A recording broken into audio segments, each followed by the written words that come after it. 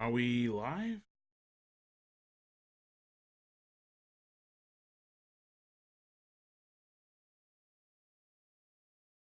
Testing.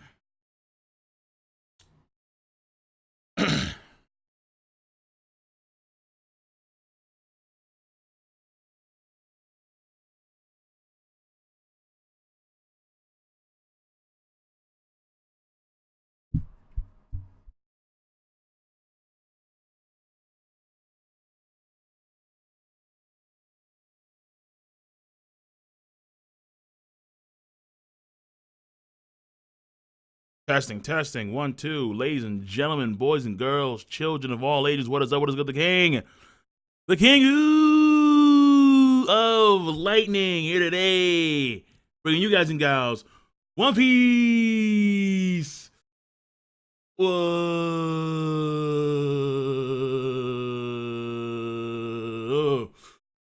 Today's One Piece. Wow. Who is here? Who is here? Who is here? Here. All right, so I'm seeing chat. Okay, cool, cool, cool. So let me just message. Let me announce it on Twitter. Stream is up. Here we go. Do, do, do, do.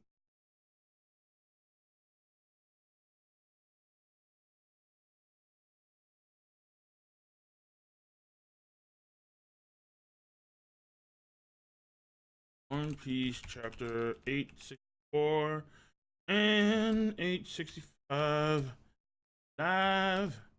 Nigga. Oh, nigga. Now, Twitter's notified. I should do Facebook too. I forget. Facebook, I always forget about Facebook. Facebook. Facebook. Facebook. I always forget. I'm sorry.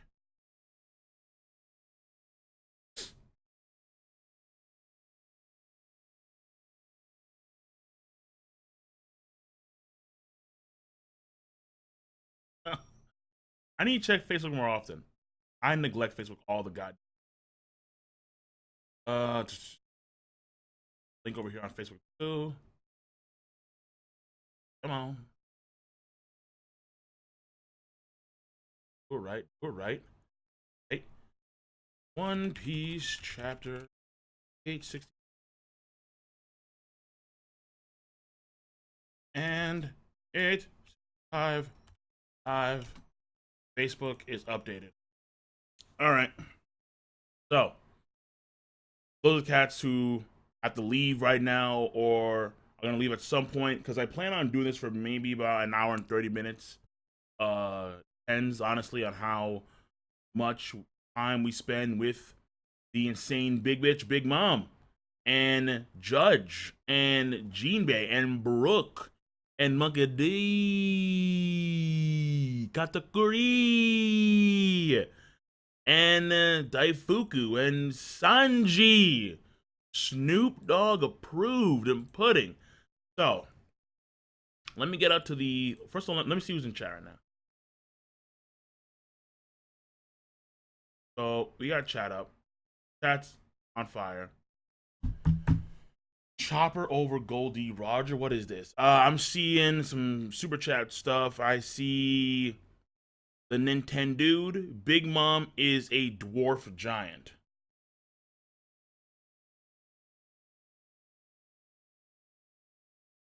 Big Mom is a dwarf giant.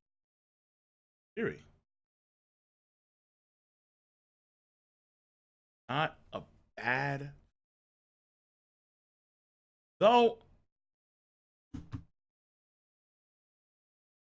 mean, let me see here. So, kind of like, what's his face? Oh, way back when. The one guy that Sanji and Zoro fought against in the Davy back fight. Oh boy, I forgot what his name was. Like Big Pan or Big Pun. Like Zoro and Sanji messed him up, but he was, I think, half fishman, half giant. So in this case, it'd be the same thing, only it's a human. All right, let me see who's in chat right now. We have Just Me. How you doing? How you doing? I would explain a lot. Cole, why wasn't I on your picks for your pirate crew member? I'm top 5 in One Piece, Big Daddy Vinsmoke. Well, apparently you're not top 5. Ah, I didn't say that you were top 5. Given your influence and power, I at least expected you to be in between Admiral and Yonko, well, Admiral and Yonko, like Monkey D. Dragon is, because Dragon is not stronger than a Yonko, obviously. But my expectations, given your influence and power, was that you were in between that gap. However, apparently not. Let me get chat up on phone real quick. I want to make sure I have my phone because I am going to show you guys the chapters real.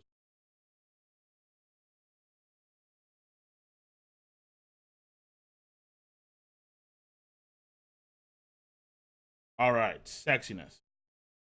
So, chat up on my channel, on my phone, and now let's begin sifting through this chapter of Day One Piece. And at some point, we're gonna do a general live stream too for me reaching, I think it was 110,000 subscribers. Cool as shit.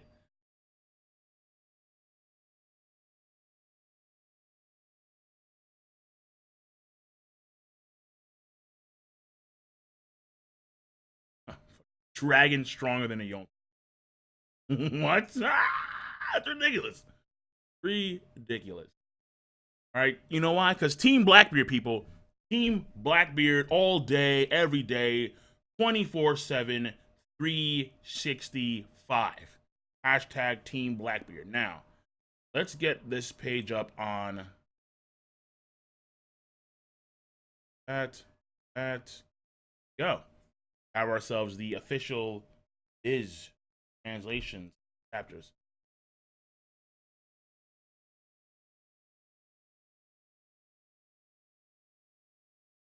Let me see. Yep, the Promised Neverland stuff. By the way, I'm reading now because apparently it's gotten really good. Vinsmoke snail boats. Vinsmoke snail boats. Honestly, like, if not for like Arc Maxim, when I did my One Piece, like who my crew would be, like I like the German ships. Like they're cool. They can scale over the red line. That's mega useful, bro. Yo, the German ships are mega useful. So can you guys see that? I'm not too sure. Let me see if I can't get that zoomed in. Actually, no. Why can't I zoom in?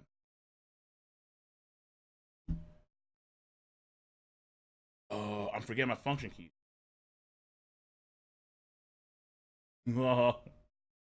Okay, well, let's do the old-fashioned way. Use this. Okay, there we go. Boom, there we go. Oh, the fuck can I? All right, so first of all, chapter 864, the Vinsmoke massacre plot. Now, in this chapter, a lot of folks shit on Judge, which I can understand initially, but for his character made a huge jump in this one chapter, which you gotta admit is impressive, right? For all the Judge haters out there, Judge made some leaps. Now, first of all, let's go back to Super Chat real quick. Let me see here. You look like you're losing weight. I'm trying. I'm changing my diet. I'm going paleo. So I make some gains. All kinds of gains because I plan on going to Japan in next year, January 2018, with a few friends. So by that time, I want to at least lose, like, let's say 50, 50, 60 pounds if I can, which would be awesome. But the paleo diet so far has been pretty damn good. So, they're gonna climb Whole Cake Tower. Watch my theory. We're gonna climb Whole Cake Tower? You mean plateau?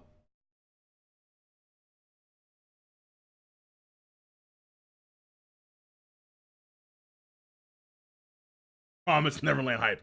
All right, so first and foremost, let's talk about Brook. Brook, very impressive. All right, obviously the fact that he destroyed the photo and then the photo itself cracked. And Brooke was, it is pretty freaky when you think about it from the from a perspective of we don't know who Brooke is, and this guy is like ripped off his face, kind of, and we see his skull. So it's like that's pretty freaky. But Brooke was impressive, and the end result here is Big Mom kind of like having a Windows error moment. All right, just freezing up, can't think about what to be mad at exactly because so many things are happening, and we see that right here. Do you have any idea who that is? Oh, and my poor cake. And so Big Mom right there in the corner. And this winds up giving a lot of time to Peril Sparrow to talk major shit. But right there, Big Mom can't function. Windows error, blue screen. What is happening? So Brooke, again, impressive. Now, Daifuku. When it comes to characters, in this chapter, we have a few things. We have Judge. We have Daifuku.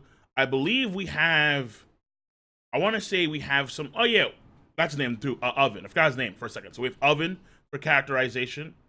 And I believe that's it for this chapter, on characterization mainly. I mean, you can kind of say Peril Sparrow and Big Mom. Because Big Mom, the fact that she was being flooded with so many different, like, shocking moments at once, that would be a clear indication that mentally she does have weaknesses, like major flaws. And because the trauma of the Mother Camera photo breaking was so big on top of everything else that happened, the wedding cake, seeing Soul King alive when she thought that he was dead. You have the, of course, Luffy, one of her rivals, creating all this chaos in the first place. Big Mom has serious mental flaws and mental issues. Then we have, so let's go to Daifuku, because I know a lot of folks are talking about Daifuku. Not Oven, because Oven, all right, Oven, like, he's a rehash character. I'll keep it real. Like, Oda took the guy from the one filler, Don Achino. And if you don't know who he is, let's go back. One Piece, Don. There we go. No, not Don Chinjo. Don Achino. So there, if you don't know who he is, boom, right there. That is Don Achino. Oven is a rehash of this character. I mean, that's what he is, in all honesty. So it kind of sucks because I was hoping for something a little bit different, but at the same time, with a name like Oven, it makes sense. Honestly, the guy makes perfect sense. Fourth son of the Charlotte, it doesn't finish. I don't know. Minister of Baking, Charlotte Oven, Bake Man with the heat fruit.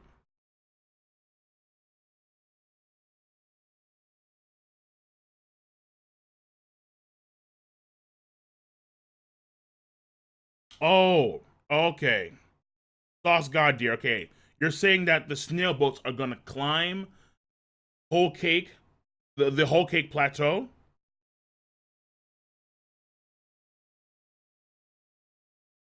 Really?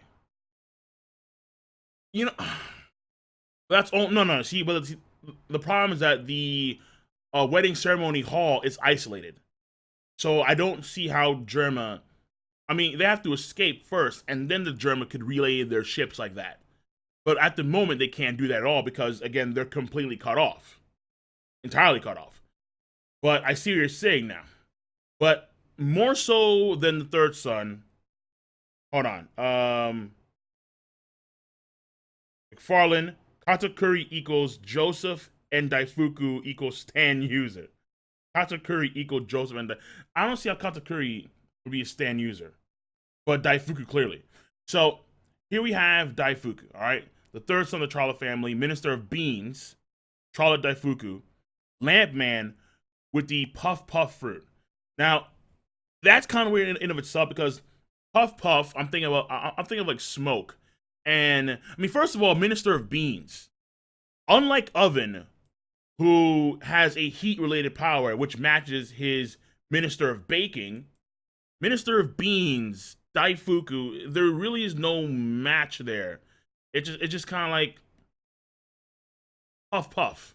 I mean, like, I guess maybe like baked beans. Well, no, then that would go to oven. Yeah. So what's going on there exactly? How that correlates? I'm not. I don't think it correlates at all, actually. But this guy's ability is fascinating because it's not just like he's creating smoke because it's puff puff. It's more so the smoke itself forms a genie, a stand, if you would. And this entity, this lamp entity, if you would, it acts like a secondary combatant. Now, is it armored hockey coating it? I don't think so. I think that's like its natural skin. It has the gloss of armored hockey, hardening.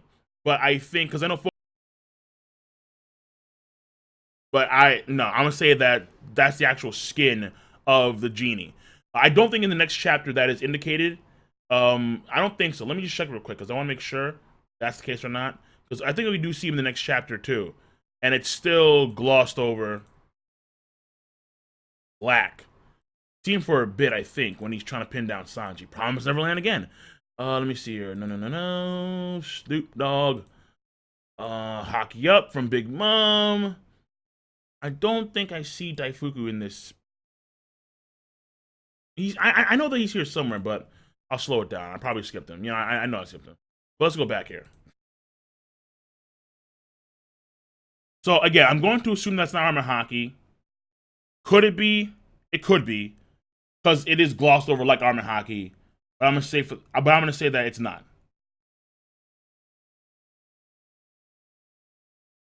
So moving on from that,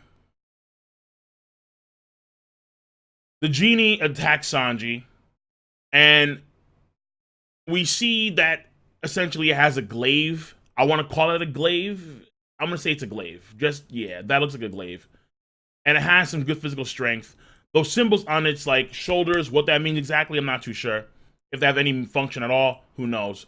But that's the stand. That's the genie itself. So we have characters. We have two characters. We get more characterization from those two characters. We have, again, Oven, and then we have Daifuku. Brook, I mean, he got the characterization, I think, last chapter when he did not characterization. No, not really characterization, but in the previous chapter, it was impressive for his character nonetheless when he destroyed the Mother Caramel photo, showcased his wit in the previous chapter. That carries on in this chapter. Then next for characterization, we're going to have Peril Sparrow. Now, Peril Sparrow is an extremely fucked up dude. He's just sitting here talking major shit, as Judge is crying his eyes out. But what Judge says here is very crucial, but I'll say that for later. So, here we have Peril Sparrow. Just look at him. Look at this man. Just slurping in front of Judge's face. Just, oh my God, bro. Honestly, I would get heated. Well, obviously, you get heated because you're gonna die as a result of all this bullshit. But look at Peril Sparrow, just in this man's grill, like, bro. Oh my God, massively fucked up, massively sadistic. Let's just look at this. Like, you can't get, bro, Peril. No. So, the waves of shock have her in her daze. I felt a chill run down the back when Mother Caramel's picture got smashed, but Mama's rage meter has peaked, I think. In a sense, we're lucky. I understand your burning ambition, Judge. And then he laughs, or like that weird song, the Peril in, whatever it is. But let me ask you this. Do you ever stop to hear out the cow you're about to eat? When you die, you will form our flesh and blood, Germa 66. Just like in his, like, calling this man a cow in his face as he's just crying because his legacy, all right, everything that he fought for, here and now is going to end at the hands of Big Mom, betrayed. So for characterization, it is obvious. It's not a huge highlight in the chapter, but Peril Sparrow is sick, very sick, twisted, and we see it's clear as day. Do you ever stop to hear out the cow you're about to eat? Like dog, like Peril, Like, and then it's reinforced in the next chapter too. So for characterization, we have that on the chapter, and then finally we have Judge. Now, Judge, I know a lot of folks criticize Judge in many ways. I understand why, for obvious reasons, but when it comes to his character, it has made some leaps in this one double page spread. Straight up. So, it starts off on the next page. No, help me. Oh crap. Get off me, Beige. Damn it. This isn't what was supposed to happen. And then this is when the dialogue hits home. First of all, before I go any further, we have Hall. Endgame. Who do you think will have the best opposition hockey on the crew? Sanji or Usopp? Probably Sanji, because that's where his affinity is mainly. Usopp is probably the case as well, but Usopp hasn't really honed his hockey at all over the past 2 some odd years, whereas Sanji has. Though, to be fair, for Usopp, it's going to be more vision focused. It's a weird thing with that kind of hockey where it enhances his vision and he can see the auras as well, even through walls. So, because he's a sniper predominantly, his hockey is going to be tailored more towards that type of ability when it comes to his Kenbochi no hockey. However, when it comes to Sanji can potentially do things that, like, let's say Katakuri can do, which I would say is far more devastating and far more deadly. Personally.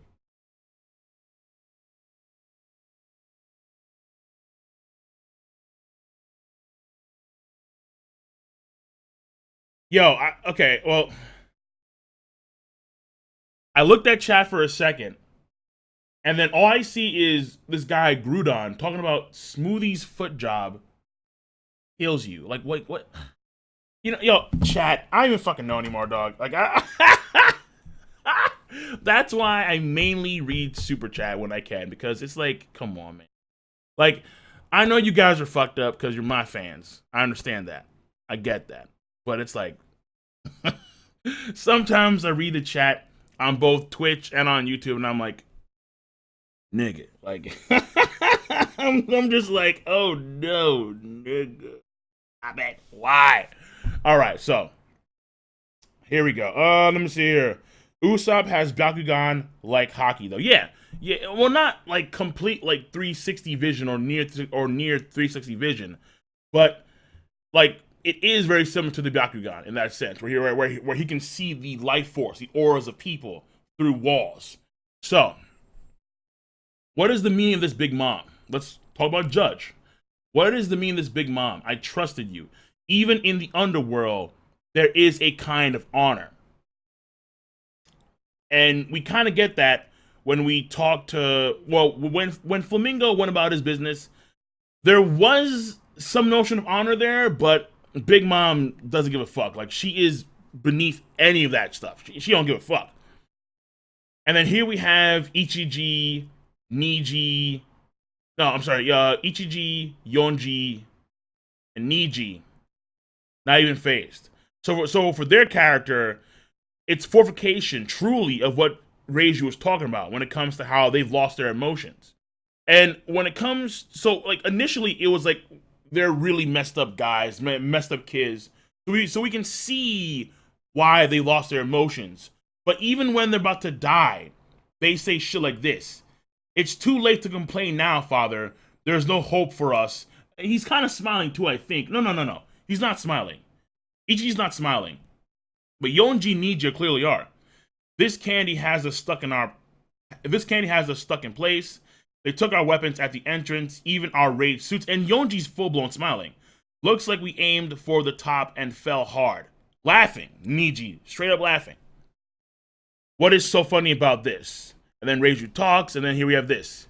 Isn't this something? Kukuku. I've never seen such a visual pathetic assassination. Oh, well, no, that's Peril Sparrow shit, dude. That's Peril Sparrow stuff. And then we have Judge tell me that this is all a lie. Now, we continue on the next page. Before Peril Sparrow starts talking more shit.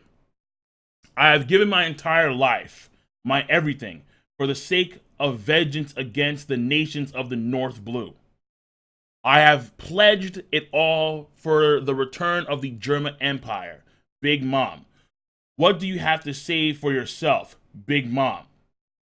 So that panel right there, extremely important for Judge's character. So Judge, we know, messed up guy. He's done many messed up things to his wife, to Sanji, to his other kids, because they're like inhuman, obviously, as a result. And he started off to be, I think, fairly well. He is a knowledgeable scientist, someone that had close ties to Vegapunk, so his knowledge is up there clearly.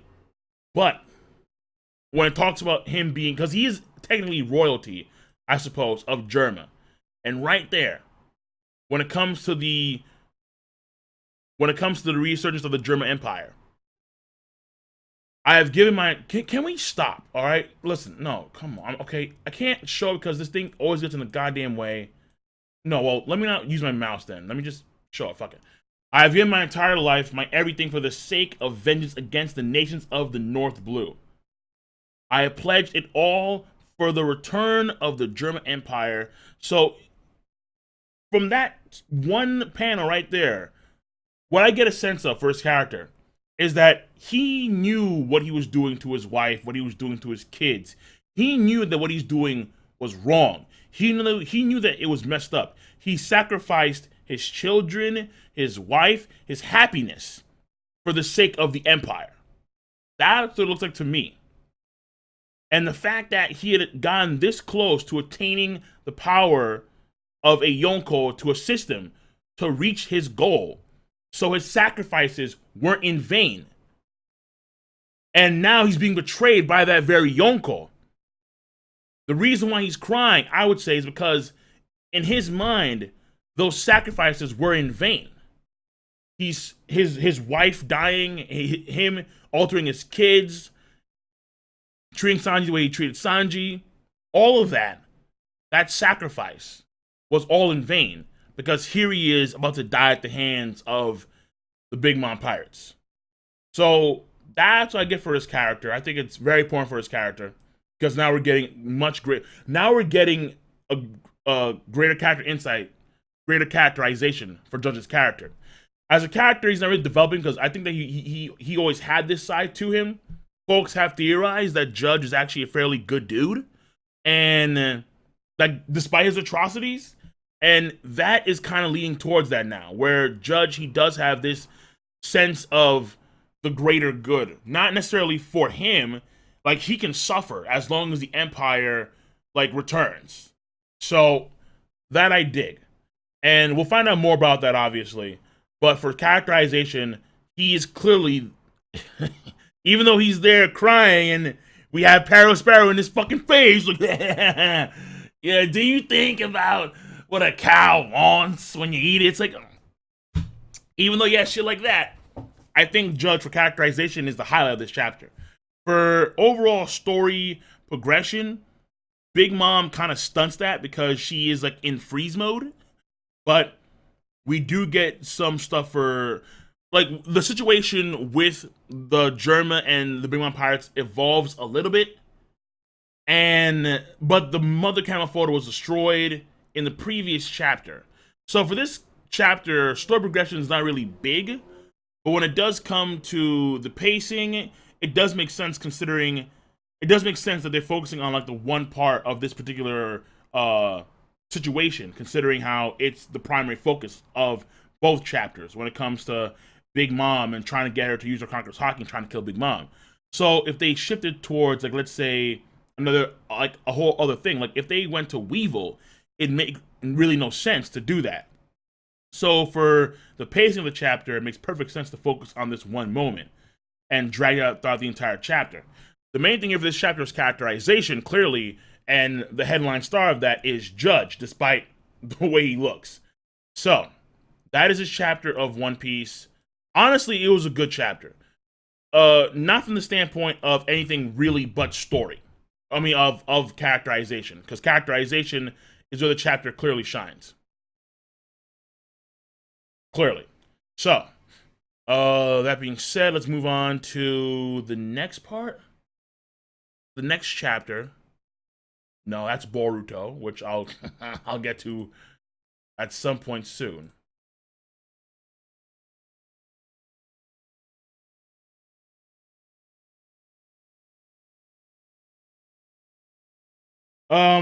Once again, McFarlane.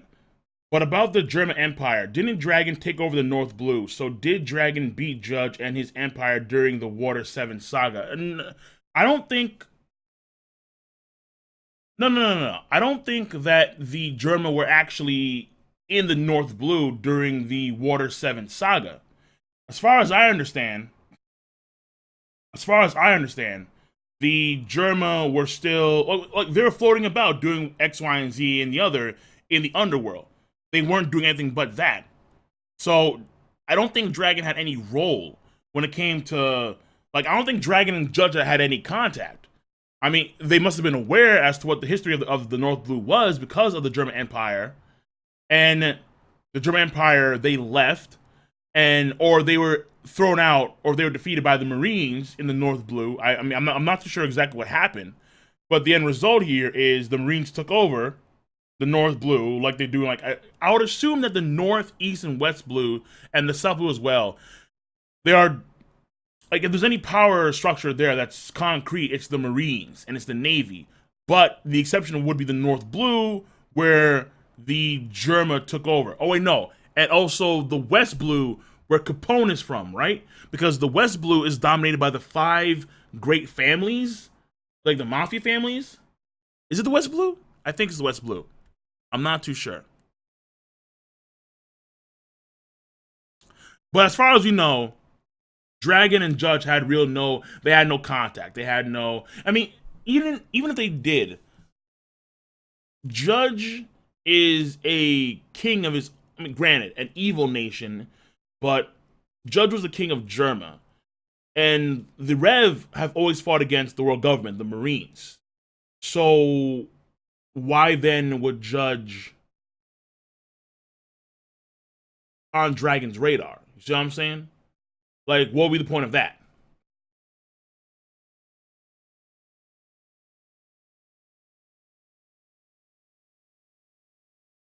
Yeah, it's the West Blue. Okay, yeah.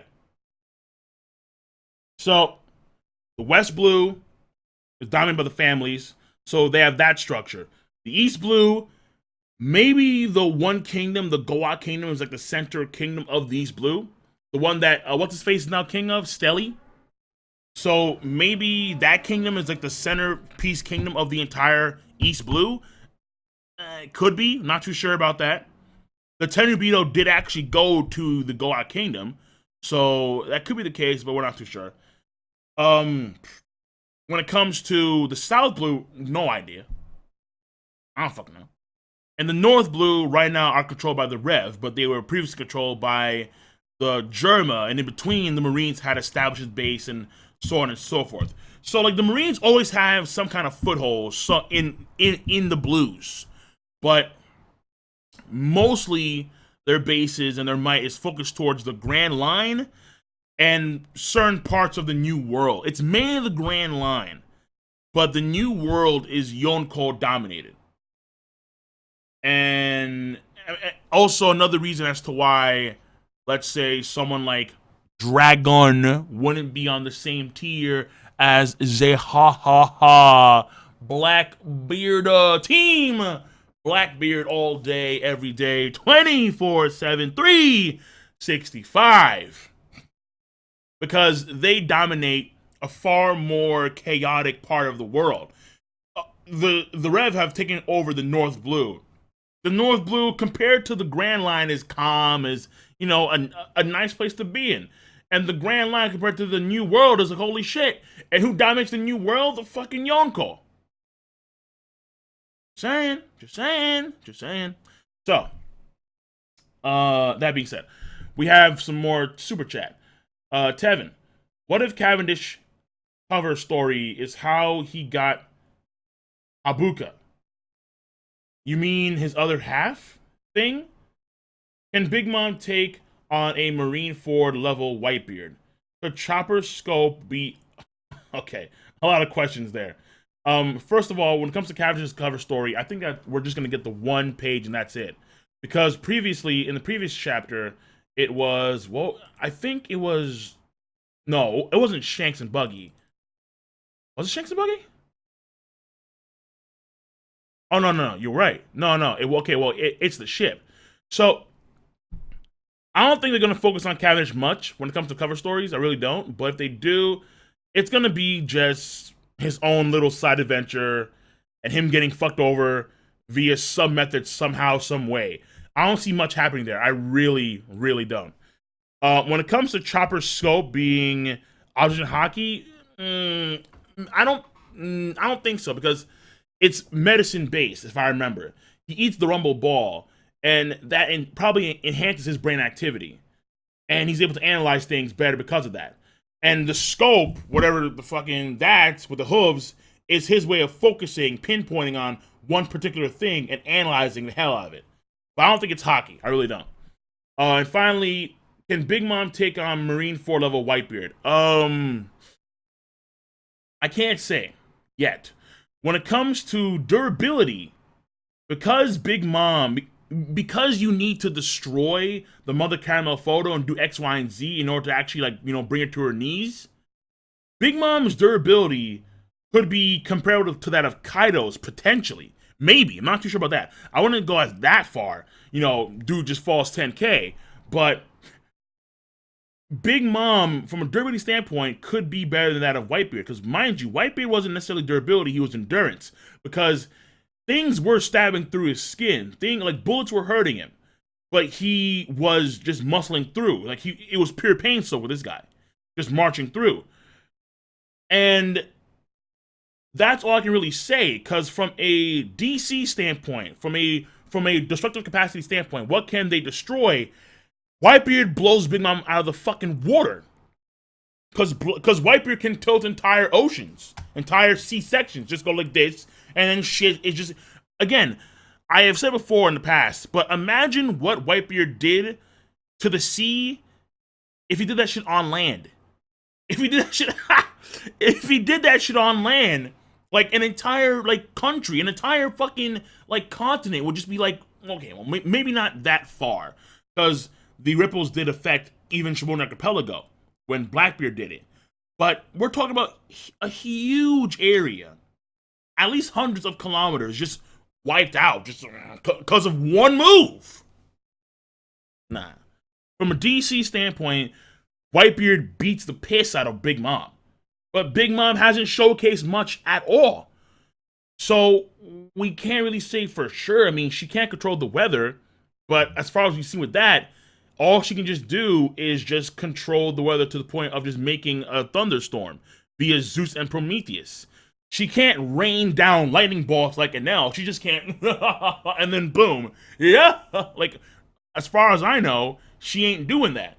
Like, when her army, her pirates, took on Luffy and company, what happened? Well, it was raining. Like, Big Mom, she's gonna get mad and control the weather. Okay, fine. So what does that lead to? It just leads to rain. And I wish that it would rain. Like, that was it. And all of the memories, nothing too big. Nothing that you would assume Dragon could do. Nothing that we've seen Enel could do. None of that stuff. So, I mean, no. So, Big Mom, she her main asset of power is her ability to just remove life force. That is her deadliest ability by leaps. That thing is, that shit's horrifying.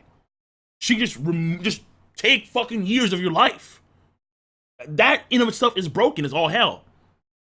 But right now, the only requirement for her to actually do that is for someone to fear her. Now, I would assume that there's more to it than that. But right now, it's just, well, you have to fear Big Mom. So if you don't fear Big Mom, that amazing power that she has is instantly negated.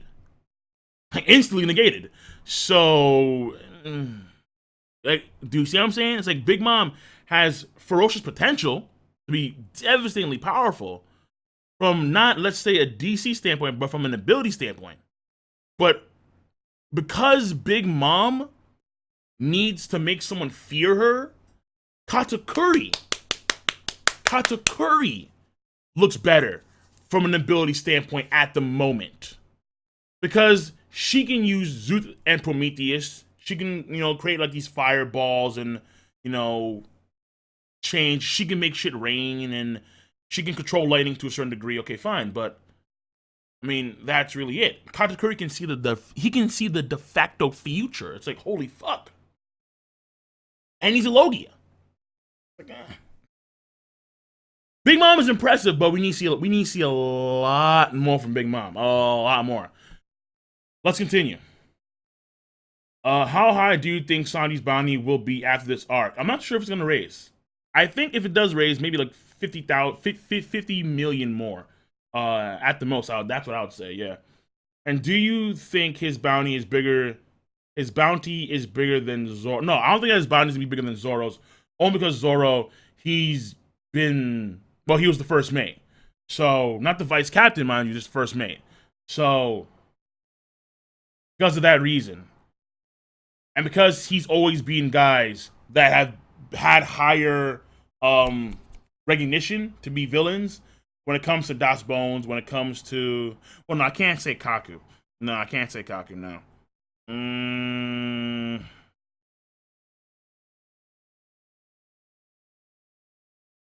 Actually, yeah, no, mainly was Das Bones, because he kind of kicked it off. Because at that point, Luffy had 100, and then Zoro had 30. Yeah. Well, either way. No, I don't think he's going to surpass Sanji. I don't think Sanji's going to surpass Zoro in bounty.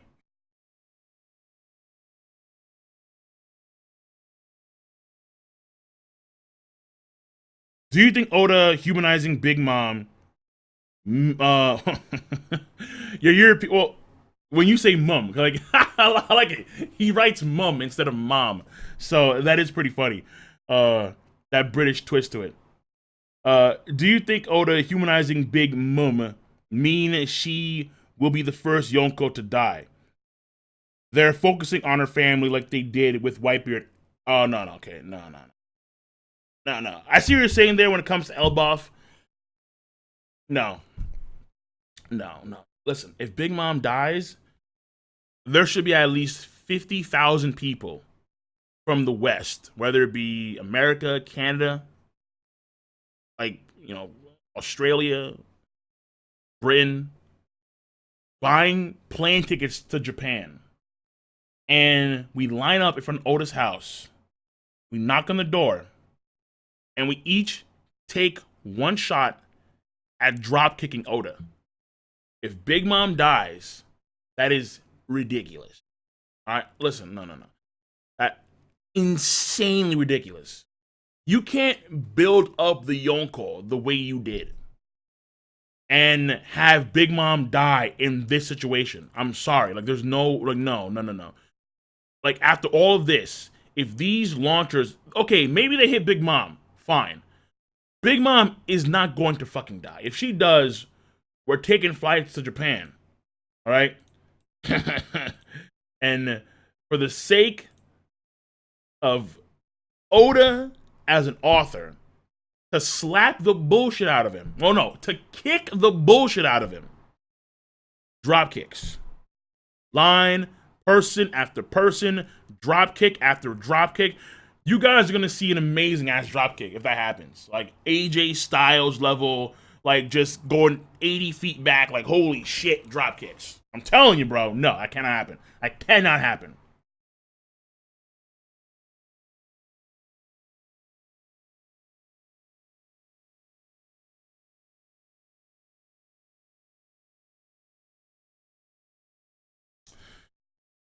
Oh yeah, and fuck Tien Shinhan.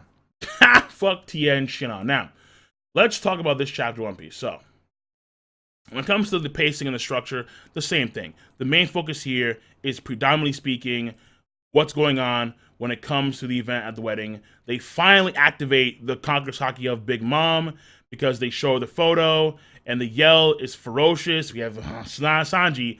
The only thing different for the structure is that we now are segueing into flashback. Now, I think Roger did a video on this, but I didn't see the video. the name of L, they use a PH instead of an F. I think it's still spelled the same. No, I think it's still the L buff sound, but in the actual Viz official translation, it's the PH. Whatever. Fuck it. It's not a big deal. Still calling it L buff. But that's the only thing different when it comes to the chapter structure and the pacing of the chapter. Now, when it comes to the story progression, the major thing here would be Big Mom finally uses her Conqueror's Haki. And now the opening has occurred. And also Sanji freeing. So like the biggest thing is the biggest thing is Big Mom using the Conqueror's Haki. And that creates the opening for Capone to do his thing. She's weakened. Sanji, woo! Snoop Dogg a dog. Like look at that. Come on, people. Sanji, can we, Viz, please stop it. You're killing me. You're slowly killing me here. So let's, come on. There we go. Look at Sanji. Look at white leg right now. Look at white leg Sanji, son. Oh my god. Stop it. Dude, like the best part of it is even Judge. It's fucking Ichi. Yo, Ichiji's face. Seeing Ichiji react to that shit. Like, what? Sanji. Like, the only bad part is Chopper. Just, if you could just, like, take Chopper out of there, just throw him to the side, like, Chopper, fuck you, dog, really, fuck you. But, look at Ichiji's face! Look at... Yeah. He's like, what? Nani? What? Nissan! Well, then again, no, I can't say Ni because he's the older brother. But still, how do you say younger brother? Fucking. I forgot to say younger brother. Well, I know it's older brother, all right? Because Sasuke beat that shit to my skull for years. Nissan! Okay, all right. But either way, whatever. Fuck it, you get my point. All right? Like, we see Niji, he just face down. Even Yonji's like, what the fuck? Like, whoa. Well, like, what's going on right now? So, we have a Nissan moment from Sanji, all right? Nissan! Go!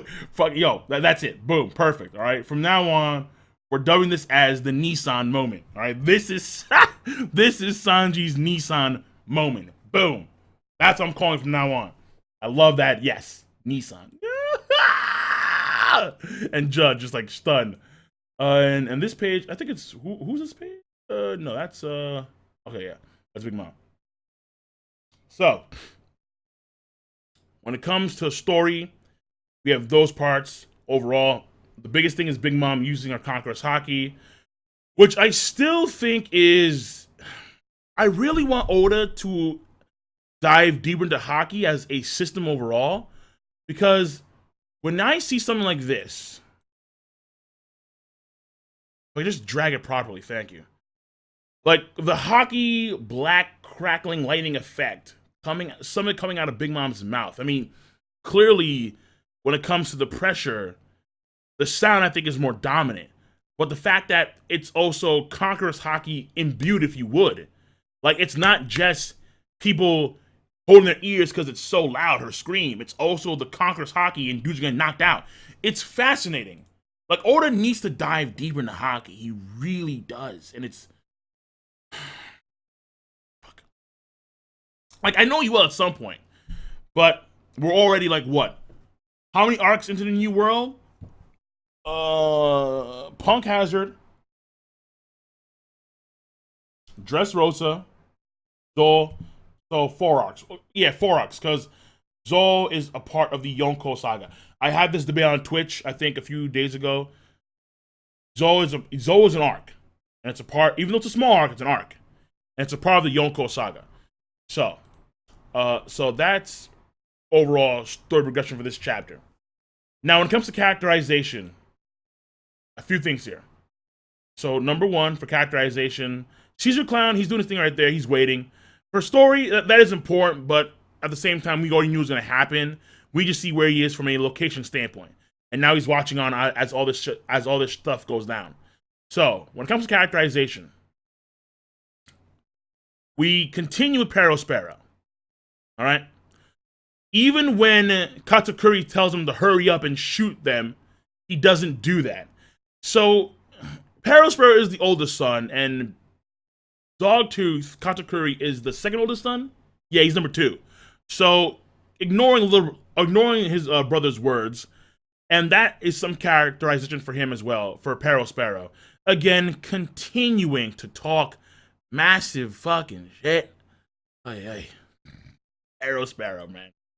But then we get some more stuff from Katakuri. And actually, Reiju, not really, because we've kind of already gotten this from Reiju before. I feel like my heart has been redeemed at last. There is still a consciousness to be found in our blood. I mean, she's basically, she already stated before that Sign is a very kind dude, unlike the rest of them, and so on and so forth. So when she's saying here, it's more so how it affects her in her last moments, or her presumed last moments. So for a character, it's nothing really new. It's more so fortification. So when it comes to Peril Sparrow, him continuing to talk shit, even after Katakuri said, hurry up, kill them already, stop wasting time, that's fortification of what we had in the previous chapter. And in this case, this is more fortification for, I think, the chapter where her and Sanji sat down and talked for a while. When it comes to, so that's it for her. Moving on to then Katakuri, we get to see some more of the Mochi Mochi no Mi. And what we saw in the previous chapter where he first kicked at Luffy, well, that was clear arm and haki, because now we're seeing the true nature of the Mochi Mochi, and it's white or it's maybe a pink. It's not black, all right? That's it. It's just not black. We're seeing how bullets act when they hit him, and they just kind of like bounce off, or no, like they kind of like get pushed off because he's sticky. Again, he's a souped up Gasparde. And then we see him rush over to Luffy, because Luffy, he is dashing behind Capone right here. I can zoom in again real quick. So we see him dashing behind Capone, and then Katakuri clearly sees that. He kicks at Luffy, but this time the kick is actually like a white, non-blackish mass of some kind, of Mochi, and he's able to direct it, like Piccolo if you would. He's able to direct it fairly accurately at Luffy. And we have Pedro come in there, cut it, but it doesn't work because he gets stuck. Jinbei comes in there, 5,000 brick fucking... And mind you, most of the Charlotte family, when it comes to the commanders, their abilities seem to have water as a weakness. And that makes sense, given how if you... Well, first of all, the Delphix, number 1. Number 2 is their sweet components. So sweet things tend to have a water-based weakness. I mean, it is what... Or water-based... How do you say this? It makes sense that their weakness is water, basically. And Jinbei is very effective against them. But it doesn't really matter, because Katakuri can again see the de facto future. And as a result of that, he's able to easily slip through Jinbei. Easy. Alright, Jinbei confused what's happening. So Katakuri, not even touching Jinbei's fist, Katakuri's body. And then easily catch up to Luffy as like a whitish mass. He slams it down on Luffy, but Luffy, Gomu Gomu no Mi, Big Mom sees it, Mama, boom. So we get more stuff from Katakuri when it comes to his different powers. Then for characterization, we finally get to see the effect of Big Mom's haki. We get to see how, like, it's a pretty big area. Like, the plateau Big Mom of Whole Cake Islands are fairly large plateaus, and the table is fairly big as well. So the area is pretty huge. We will give it that. But the main thing here is the sound. And again, as I said before, I really want Oda to get into details as to how that works exactly, but whatever, fuck it, we'll move on.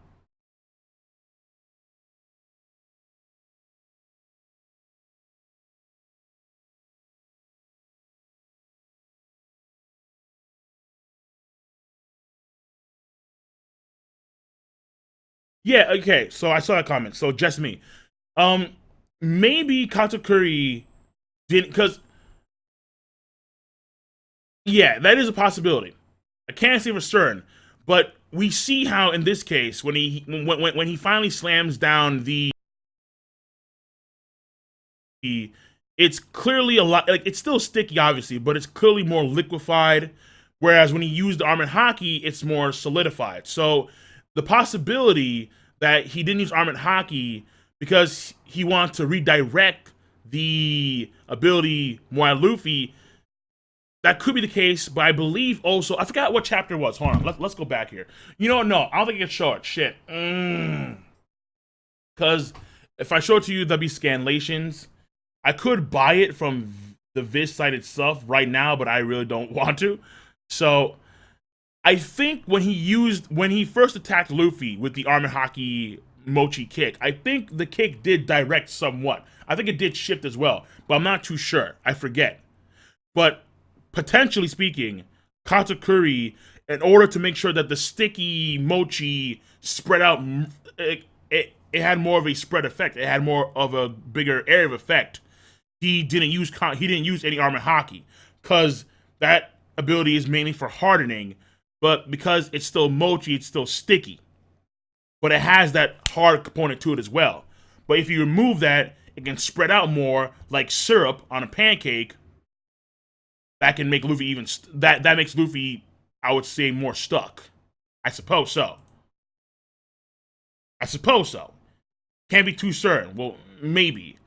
But let's assume that it amplifies the stickiness when he doesn't use when he doesn't use Arm and Haki. So we continue. Hold on. Where Katakuri and Jack are concerned, do you think the other two calamities will have higher bounties than the two? I don't know about Jack. Maybe higher than Jack, but maybe not as high as Katakuri. Like, I'm not too sure. But it depends on what the calamities are. So, like, if the calamities are further and further down the line of, like, history. So let's say, because Jack is a mastodon. Or no, he's a mammoth. I'm sorry, he's a mammoth. Do you think Jinbei will die in this arc? At this point in time, I don't see it happening, but my mind is still, I'm still open for it. Jinbei could still die. He could, yeah. Because I don't see him join the crew. After this arc, if Jinbei is alive, he's joined the crew. But it would be one hell of a statement for readers if Jinbei died at the hands of Big Mom. Like Luffy, like something goes wrong, they can't escape, and then Jinbei stays back to hold the rear as they leave, and Jinbei dies as a result. All right, like truly a man's man. Be a man, you must be swift as a coursing river, with all the force of a great typhoon, with all the strength of a raging fire, mysterious as the dark side of the moon. Jinbei, fuck baby.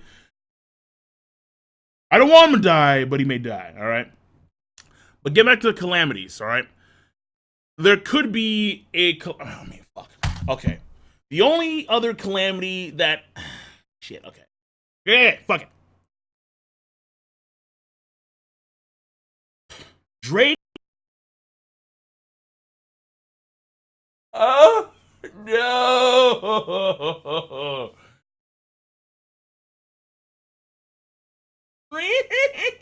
T-Rex, man. Drake, as shitty as he is a calamity, is a Zoan who is more prehistoric than a mammoth. So if we go with that notion, if we like, the further we go back in ancient Zoan abilities, the higher their bounties are. Maybe it could be the reverse, and if it is the reverse, I hope it's the reverse, because then that'll make fucking Drake just. I don't see how Drake could be as powerful as Jack. I really, really don't. All right, I don't see it because Drake is shitty, but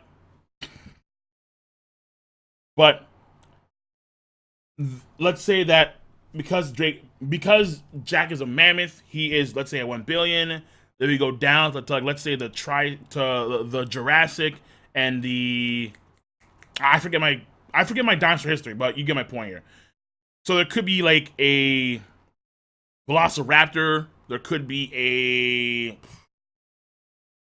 like ancient motherfuckers, all right? Just ancient motherfuckers. The only one that we know that's like really like prehistoric ancient is Drake, and that's it. But again, Drake is shitty, so fuck Drake. But potentially, yes, there could be someone that is stronger from a bounding standpoint because they'd be a better ancient than a mammoth. You see what I'm saying? Okay, fine. So let's continue.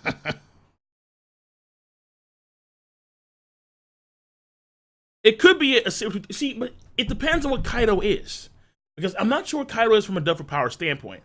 But it could, like, if they're all like Ice Age based, like ancient Zoans, if you would. I mean, I guess yeah, Ice Age is ancient. That's yeah, technically, yeah, fuck it. Uh, then then Jack is probably the highest one. That's my guess here. Like as at this point in time, I see Jack as the equivalent of Katakuri um among the Beast Pirates. But potentially he could be number 2. There could be someone higher. And that would not shock me. If he's the weakest, that would surprise me. If he's number 2, okay, fine. So, after that, when it comes to characterization for Big Mom, that's really it. Except for the touch-up where we have connections with Elbaf and the woman herself, Mother Caramel. So, Mother Caramel and Elf connections, why did you just up and vanish? Look at that time frame. 63 years ago. Big Mom, 63 years ago. So I will do a video soon on the SBS where they talk about Big Mom in greater detail, as well as the, what do you call it? As well as the fastest Straw Hat. I will do a separate video on that. So, those are the chapters. Overall, I would say that this chapter was better than the previous chapter because this chapter has more in the form of story, not in the sense of characterization, but it has more in the form of story. And I weigh that in this case heavier because for characterization, it's Judge, who is mainly like the big thing there. But Katakuri did get some as well for mainly his combat.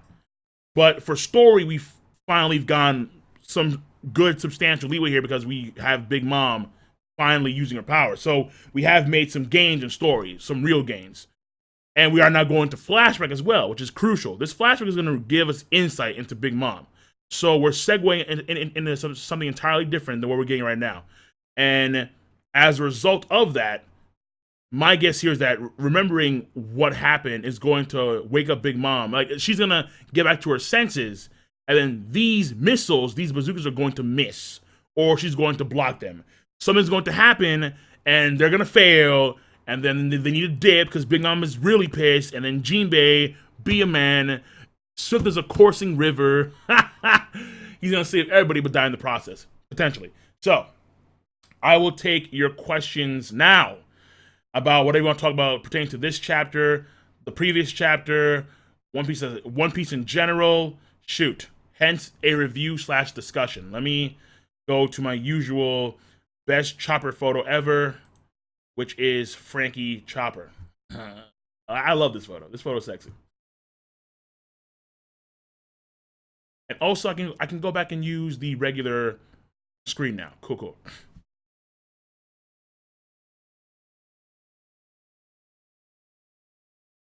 Poll for anime president. Yes, I'm amazing. I am the one. I am Neo. Is Sanji my fave? Yeah, he's my fave. Sanji is my favorite character at the moment. At the moment, mind you. Okay, that could change. I haven't gotten to that stage yet, but that could change. Now, oh, chat's going by quick. There he is. Cool. What if the last row poneglyph was on Raftel, left by Gold Roger, so no one can get to Raftel? That would kill the story.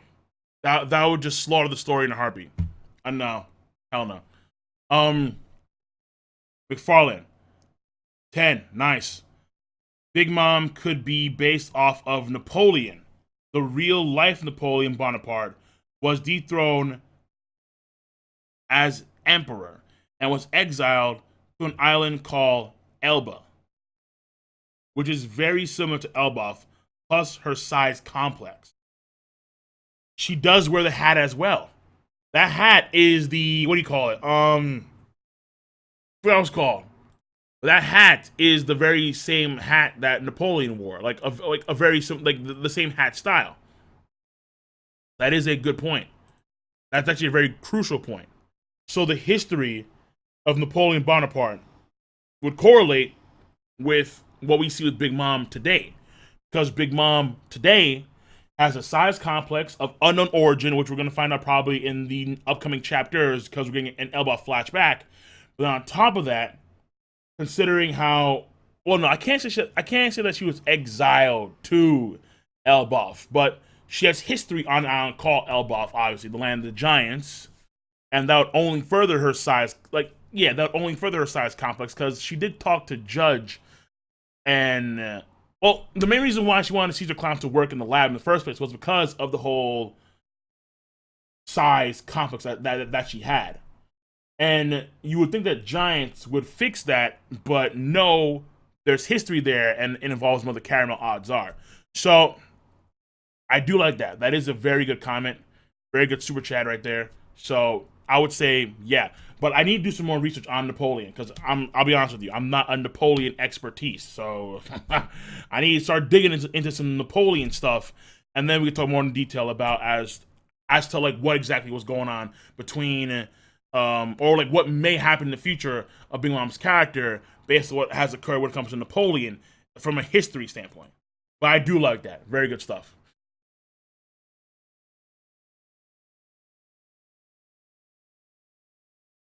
Do you think Kunia is alive? No. The girl that fell down the stairs and died? Uh, like Zoro's? No, what? No, she's no, what? No, she's dead. She's dead.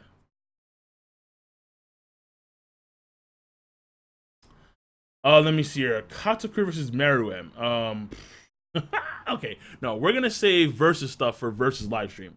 That is gonna happen at some point, but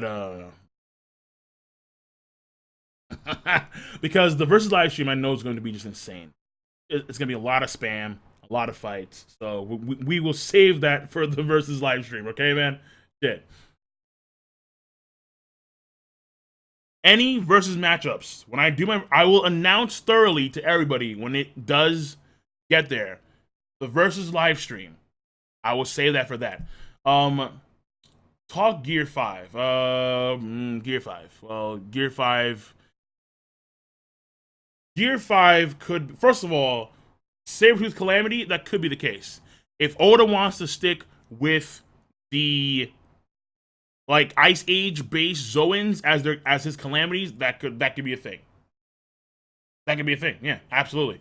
But let's continue here. So when it comes to Gear 5, which probably won't happen, if it may not happen honestly to begin with, but if it does happen, it could be either one of two things, I would say. Either it is or one of three things. If we go down the route of taking his ability and then combining with Haki, and then that in itself becomes a gear, then we have a potential combination of Gomu Gomu no Mi plus Kambochan Haki as, let's say, a Gear 5. Something, actually, I would say similar to when he fought against NL. Like, Luffy did this thing called Gomu Gomu no Days, where, like, he kind of, like, tuned out, but he was able to dodge all of NL's attacks quite easily. There could be something very akin to that when it comes to a gear, potentially speaking. Then there could be the combination of, let's say, Conqueror's Haki and his gear, which, I mean, Oda has to just develop, he has to go way more into Haki with that if he's going to do that. Has to. And then, on top of that, there could be the Awakening version of his Double Fruit, as well as maybe some Haki stuff, maybe, but probably just an Awakening. And that'll be his Gear 5. And given the Paramecia, granted, we've seen Zoans and their Awakenings, but when it comes to Paramecia, we've only seen Flamingo.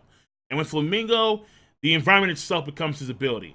So we could potentially see things like a rubber building that Luffy can bounce off of, or like if someone is like trying to escape, he could make the floor underneath them rubber so they can't move properly. Something like that. You see what I'm saying?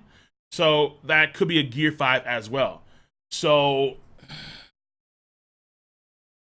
they're all possibilities.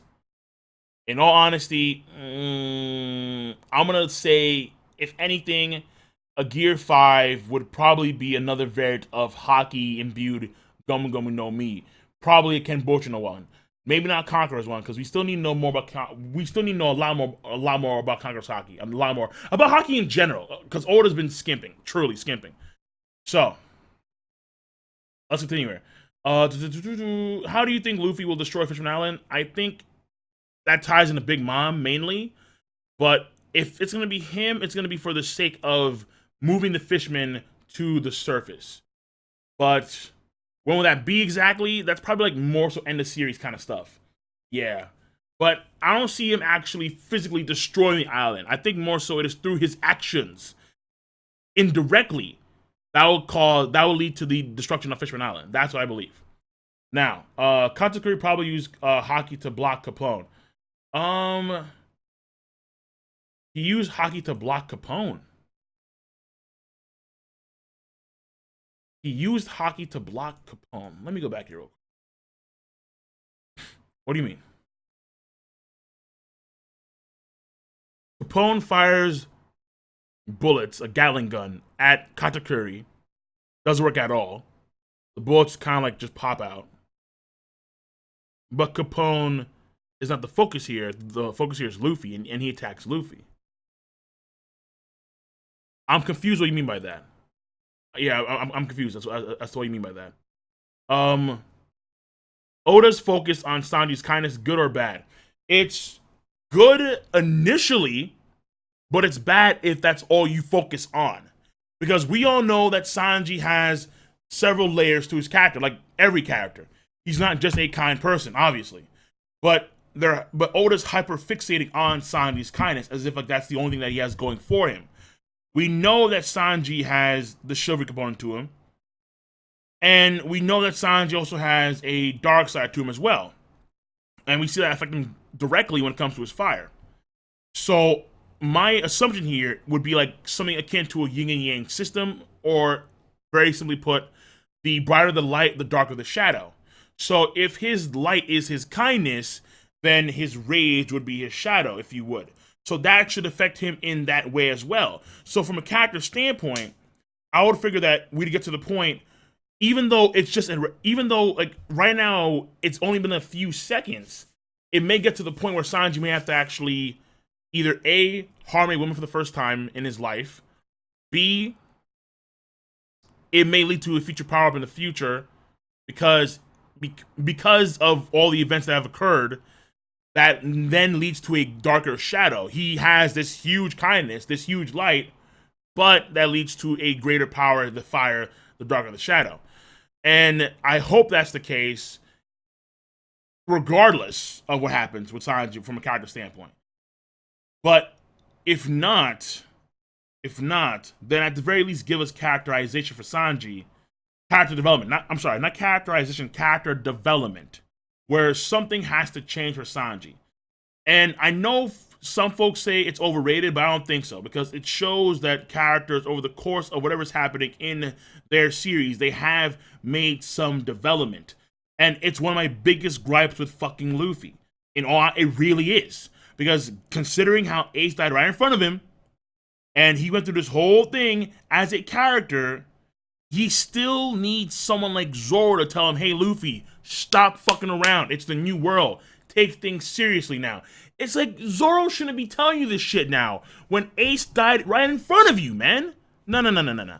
So, most definitely, for character development, that has to occur.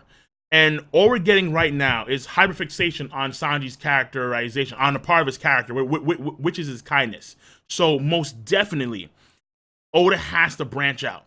He has to branch out. He has to start diving deeper into character development, especially when you make a statement like this arc is Sanji's arc. This is the year of Sanji. So let us not then skimp out on character development for the arc where the character Sanji is the centerpiece. Well, let's not do that. Let's not do that. So Oda, I think, has to really. I mean, he really should. If he doesn't, it's honestly a goddamn shame. It really is a goddamn shame. All right, moving on. OG. Hold on a second. Let me go down real quick. So he's back.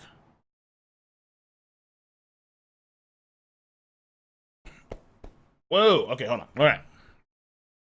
So, had some chicken, and the chicken is woo!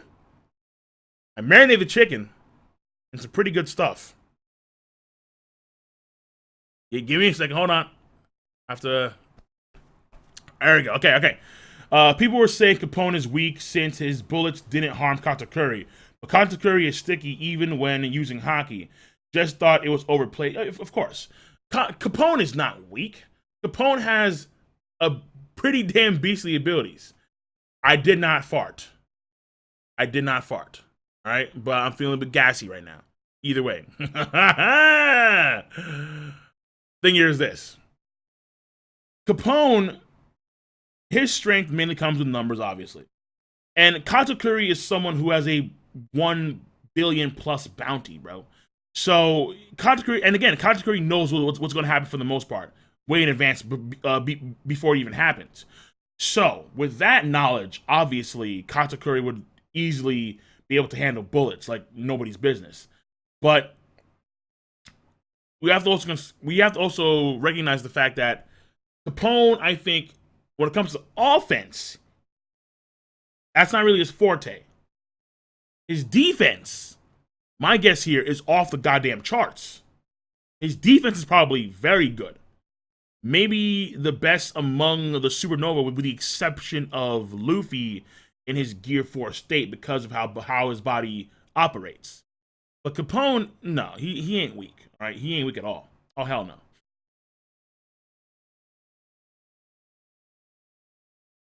Hell no. All right. So let us see what else we have going on here in the chat.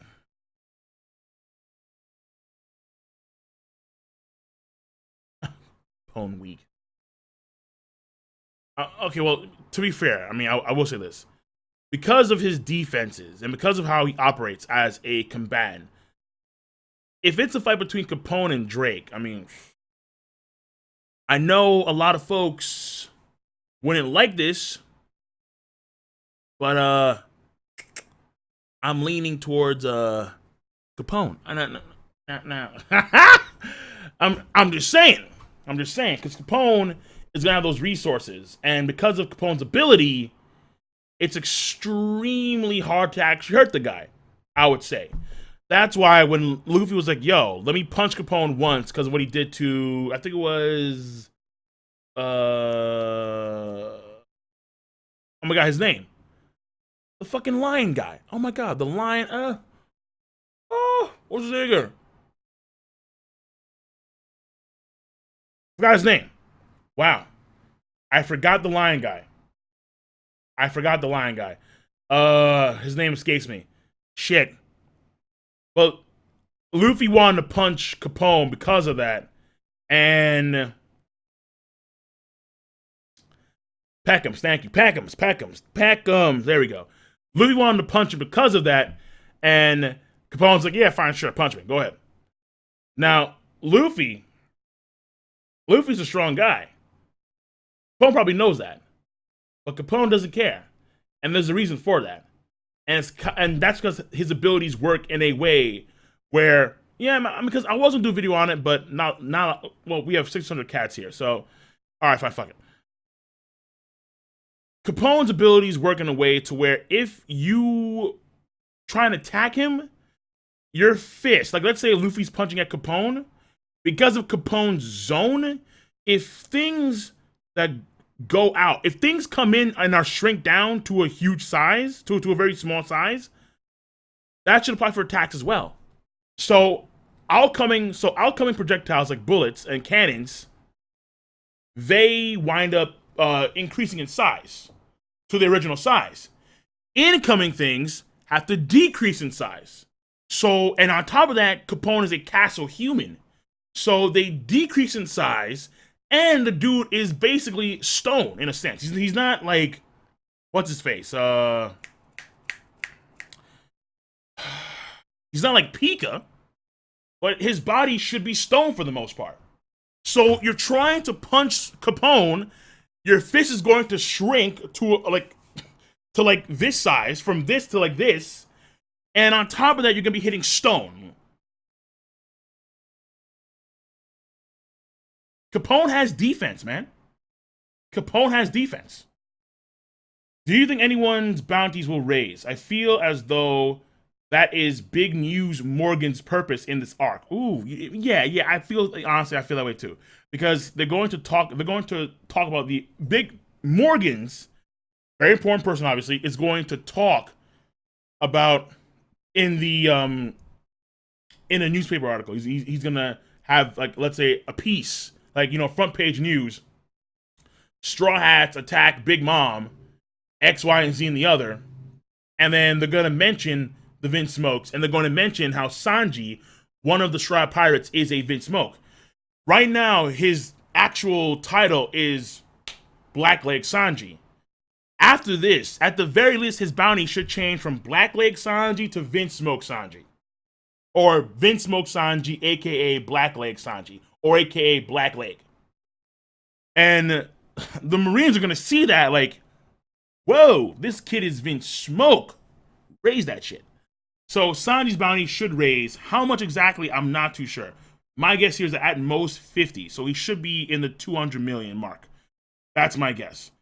When it comes to Luffy, because he directly attacked Big Mom, because I don't think that they would know the details of any other person. Like Jinbei, his bounty should raise. That's if he lives, his bounty should raise. If he lives, his bounty should raise. Carrot, who may join the crew, she'll get a bounty. That's my guess here. And Nami and Chopper, I don't really see them getting a bounty raise. Brook, potentially. But Brook's best shit has been really done in secret. Though, granted, he destroyed the Mother Caramel photo. He revealed his face. So, potentially Brook as well. But that's, nah. Nami, I don't see that happen for Nami. For Chopper, the same thing. I don't see the bounties raising for Nami and Chopper at all. I really don't. But it could be the case where, because Luffy did X, Y, and Z, and because Sanji's been smoked, Sanji's bounty should raise, or at least his name should change, at the very least. Luffy should raise as well. And when Luffy's bounties raise, what happens is that they all tend to raise as well. So, he's the captain, therefore, we raise the bounties of everybody in the crew from the top down, because the captain is clearly someone that we have to consider even more of a bigger threat now, because of what he's done because he's engaged in combat with Big Mom. When will the 6 moons play a role in the story? Dude, I mean, I've been asking that question for fucking years. I have been asking that question for goddamn years. Oda, you have 6 moons in your world. Where the fuck are they? Where are the 6 moons? In fact, we've only seen 1 moon. And that moon right now is preoccupied by my man, Lightning Godo Enel. So, if the other moons, I mean, if they're not there, and we've seen how the system works for the planet, then the moons were destroyed. The only way it makes any sense that we don't see these moons in the sky in orbit around the planet is if those moons were destroyed. So the question is, what or who destroyed the moons? Where the fuck are these 6 moons? What the fuck are the 6 moons? Wait, hold on. Dario, you've never seen you've never seen the 6 moons of One Piece, bro? Like, look at a global One Piece world. The One Piece world has 6 moons. In fact, one of those moons has a fucking moon. One of the moons has a moon, bro. Like it's, I don't get it, man. I don't get it. Like, I don't get it. Like either Oda made a mistake, but we've seen the globe. We saw it in Ohara. That was the first time we saw it. We've seen it in like Nico Robin's like commercial segue. Like if you look at the Nico Robin commercial segue, you know how, like every character in One Piece has like a commercial segue, like in the halfway mark of the episode. Well, if you look at Robin's commercial segue, we see that same globe, and that same globe still has those fucking moons. And it's like, okay, wait a second, hold on now. Where are these moons? So either Oda just goofed massively and kind of like fucked up, but he's still rolling with it for some reason, or these moons were destroyed. And you have to wonder, who? Who? Or what? Destroy these moons. That's the only way, that's the only thing, that's the only plausible explanation as to why these moons don't exist. The only possible explanation. Okay. Oh, Tien!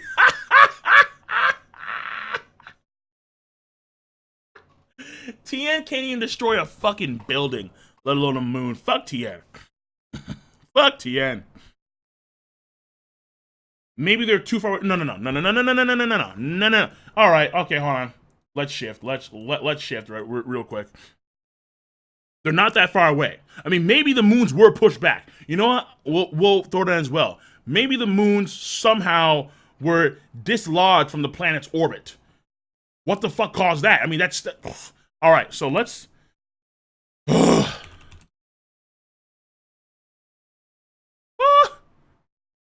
Okay. So, no, this is not a good picture of it, but okay, here we go, ladies and gentlemen, boys. Okay, no, even better picture. Okay, so let's. Can we please? No. Take a look at the moons of One Piece. Let me get this picture up too.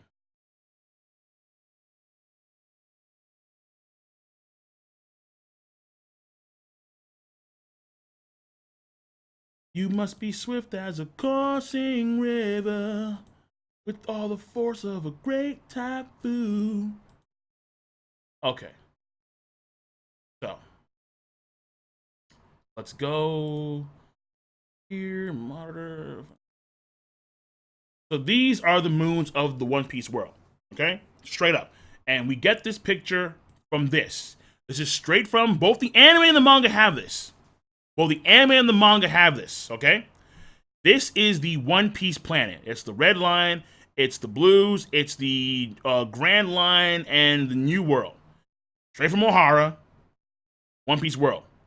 We have the One Piece planet itself, and we have several celestial bodies. 1, 2, 3, 4, 5, 6. This red moon right here, you don't see on this page, but this red moon has another fucking moon around it. What? And we can assume that Enel is on this moon, because in the anime it's like greenish yellowish, so it matches. But where the fuck is this swirling gray moon? Where the hell this moon, this purple moon? Bro! Yo! People theorized that when it came to the New World, when Capone was sucked up into something in the atmosphere, people theorized that it was this purple moon. This moon is fucking huge. We have moons. All right. Again, we have 6 celestial bodies, and one of these moons. Actually, no, that I don't think is a moon. That I think is like a widget for the globe thing. But I'm sorry. My bad. I missed the one right here. 1, 2, 3, 4, 5, 6, 7. I'm sorry. My fucking bad. Because I'm including the moon with the moon for the moons. My fucking bad. I'm so sorry. I'm sorry, Miss Jackson. Ooh, I am for real. Listen, we have. Well, is that even a moon? Or is that a moon? I'm not sure. I don't see it here. So that may not be a moon. That could be another like little widget thing. I'm not too sure. But at the very least, it has 6 moons. All right, potentially 7, because we're including this moon on top of this. Just moons. It has moons. But the only moon that we can say that NL has gone to is this moon, this greenish yellowish moon. Moon, moon, moon, moon, moon, moon, moon. Oda, where the fuck are these moons? This moon right here is, this moon I think is actually closer. It's actually, I think, around the, what, like, I guess that's what, the south blue or probably like the east blue? Maybe? Like, I think it's, no, I think Oda does it like north, south, east, and west. No. North, south, east, west. I think that's how he did it. I'm not too sure. But either way, like, people, come the fuck on now. Come on. Like, Oda has a world to build. He has so many things to do. When you have fucking moons on top of moons. And we get nothing. But this one right here, the one that NL went to.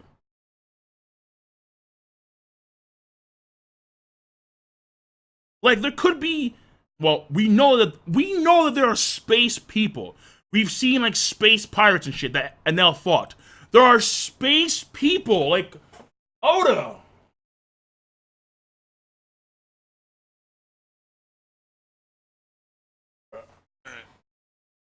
It's killing me. It's killing me. It's too much. It's too much right now because I've talked about it ad nauseum, and the theories and the discussions span for hours upon hours upon hours upon hours. I mean, I've heard folks say that Whitebeard destroyed the moons, which is why he was dubbed the title to destroy the planet itself, because Whitebeard and Roger, when they fought, they maybe fought on fucking moons or some crazy, like, this. All right, okay, okay. I'm going back to chat, because every time I stare at this, I'm just gonna get a headache, because it's Oda has a world to build, man. He has a fucking world to build. A massive one, too. A world to shock the mind, bro. Moons.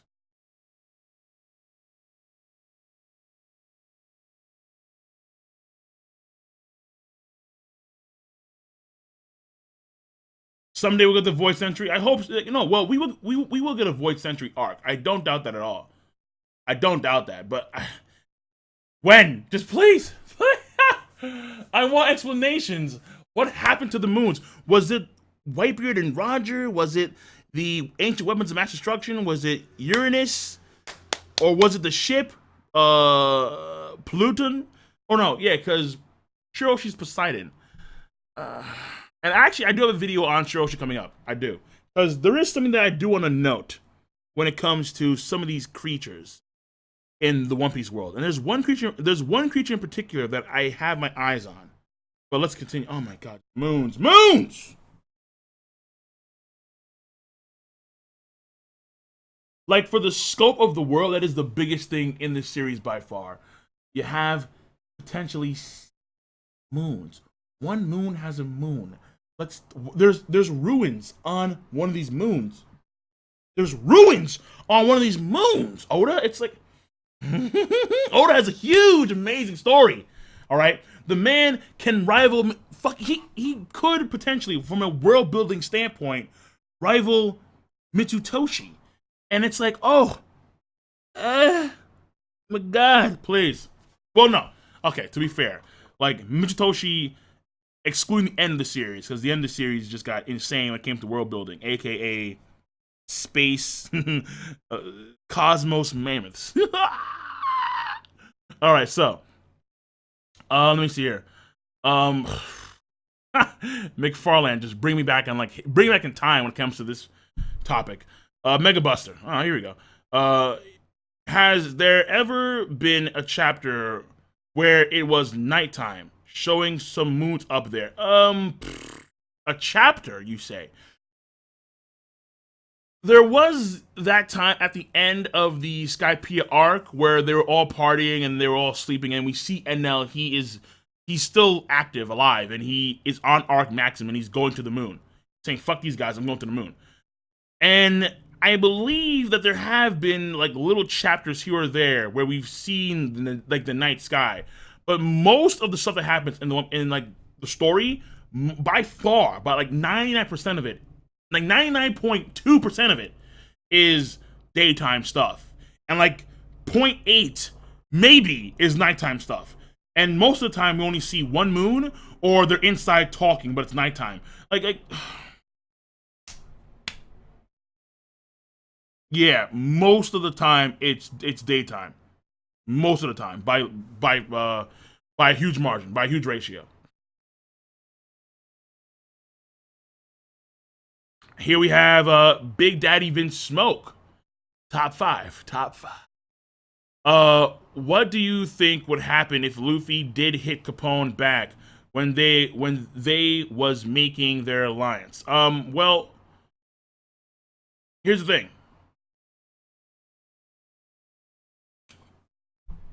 If Luffy hits Capone, it's not gonna hurt Capone that much.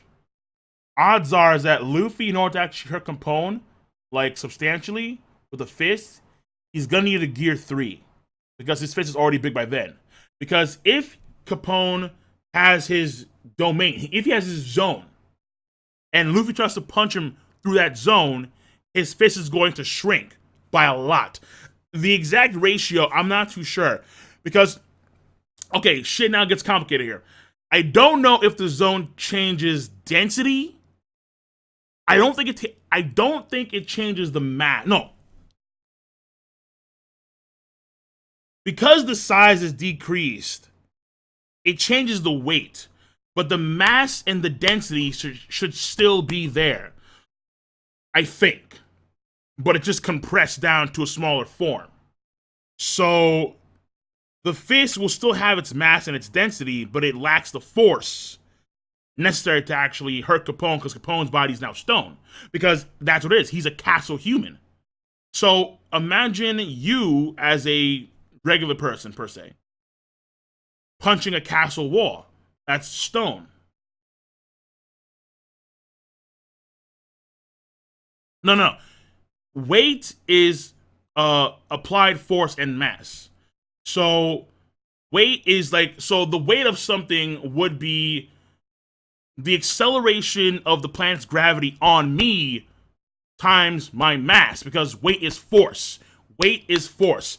Force equals m times a. No, force equals m times a, which is mass times acceleration. So weight is force.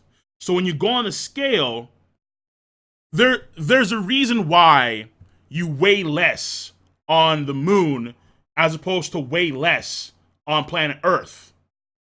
Because the acceleration of the gravity on you on the moon is less than that on planet Earth.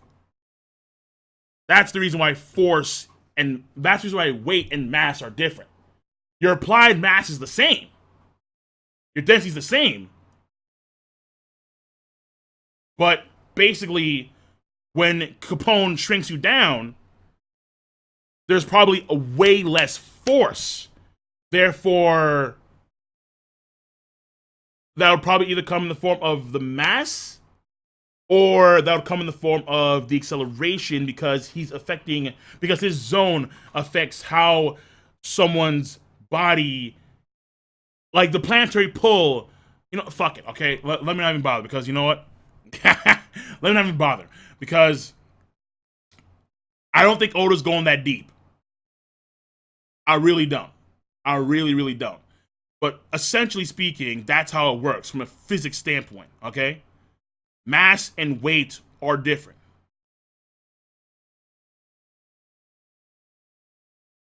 Because weight is force. And force equals m mass times acceleration. Just how the speed of light is equals mv squared. But fuck it. Alright, just fuck it. Fuck it.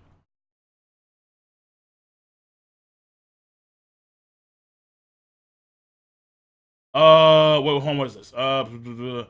Look it up. There is a pirate from a JRPG game called Skies. I've played Skies of Arcadia like 5 times. I love that game. It came out at the same time as One Piece, and One Piece has many elements from the game. Ancient weapons and the 6 moons. Yeah. Yes. Skies of Arcadia and One Piece have massive ties. Yes, the ancient weapons, because what was it? The Moonstone Cannon is like the Gaho Cannon of the Sun Ego. Like, oh, dude, I fucking love that. The Moonstone Cannon, the Moonstone Cannon, and the cannon of the ship of the Sun Ego, the Gaho Cannon or the Goa, something of the sort. They're like the same thing. they're pretty much the same thing, with the exception of not being Moonstone. The Weapons of Mass Destruction, the Green Giant, oh man, it's been ages, bro. It's been fucking ages. I should do a video on that. You know what? Fuck it. Yeah, you know what? Okay. You guys should all thank McFarlane, because now I'm going to do a video on Skies of Arcadia and One Piece. All right, you guys should round of applause for that super chat, because now we're getting a video that I should have done eons ago. But here we go. Skies of Arcadia, bro. Oh my god. Bringing me back.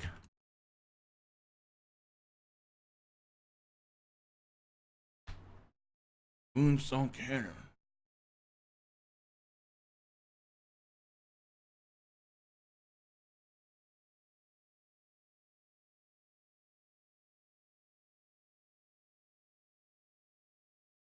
Oh man, the memories, bro. All right, cool, cool. Stop being bitches.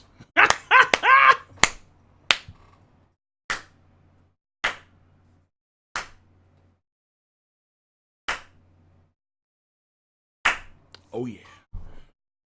All right. So, do you think Jin will come back? Nah. I don't see, like, why. Like, him and Don Krieg went off into the fucking sunset somewhere. Fuck him. What's the face should come back?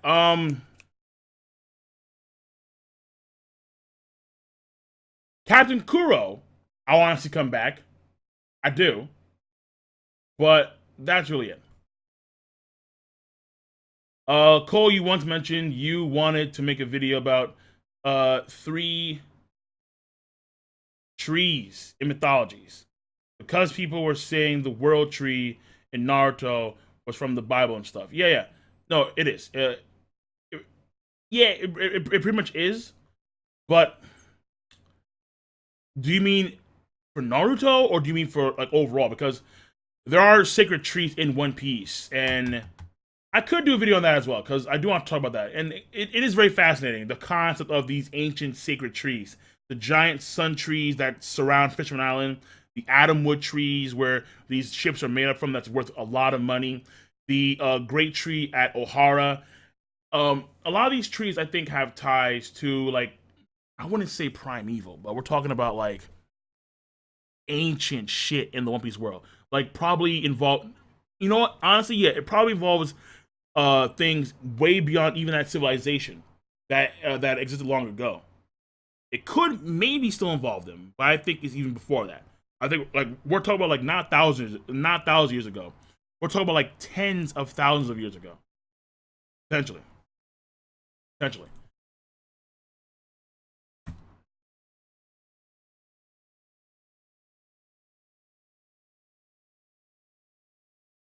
All right, so I'll take a few more questions and then we'll call it a stream. I don't see me streaming on Twitch tonight, guys. I'll do that tomorrow. The next stream will either be a general stream, like I'll probably get some guys in for my 110K subscribers, and no, or it'll be a Kingdom stream, which I should be doing. Yeah. Or if anything, what I'll do is that I'll just do because I do want to do this more regularly. I want to make these streams happen more often when it comes to One Piece. The Viz translation streams, because when I do this kind of stream, I think Viz is cool with it. Like, I get no problems. Like, the last stream I did with this, no qualms, no issues at all. No copyright strikes on that video.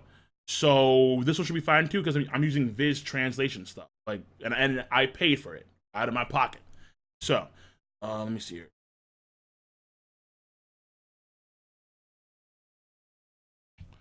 All right.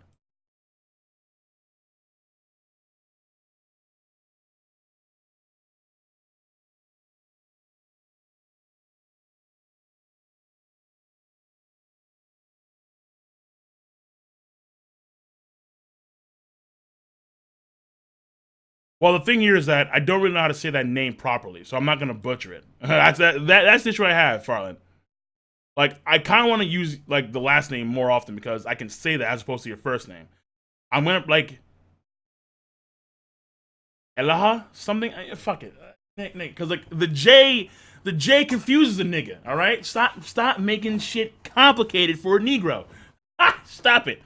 No, but seriously though, I don't want to butcher that name, so I'm not gonna go too hard on that one. I'll just call you by your last. I'll just say the last name because it's easy.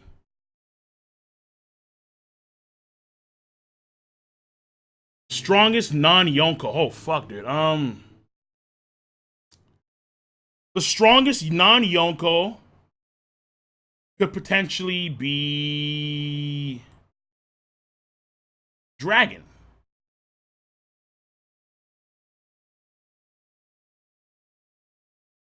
Actually, hold on a second. Is the J silent or is it just as simple as saying Elijah?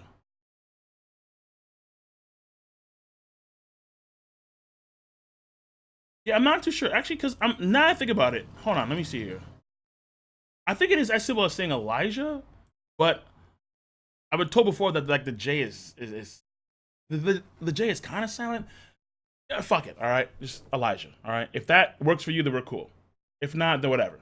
Um, but if we're going to exclude Dragon, then we're talking about a Kainu.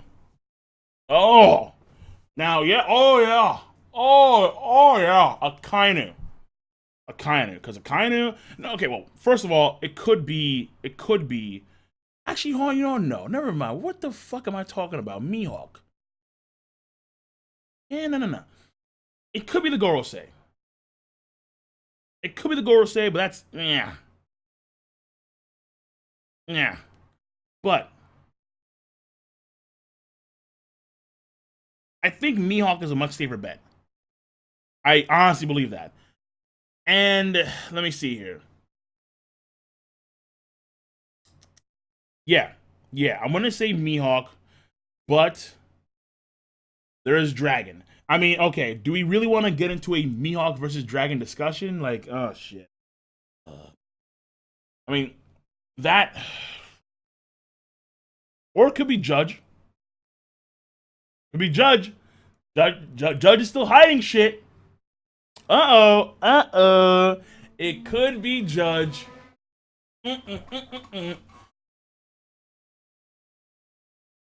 Some folks think Weevil is like OD powerful. I don't see that. I mean, I think Weevil is okay. He's powerful, yeah, but I mean, he's not. No, the second, like the second, no, the strongest non-Yonko. No. Weevil is not. He's powerful, but he's not like that powerful. He's good, but nah. Fuck that noise.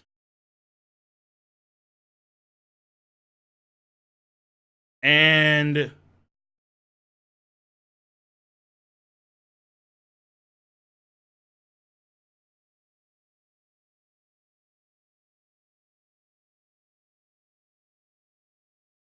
there could be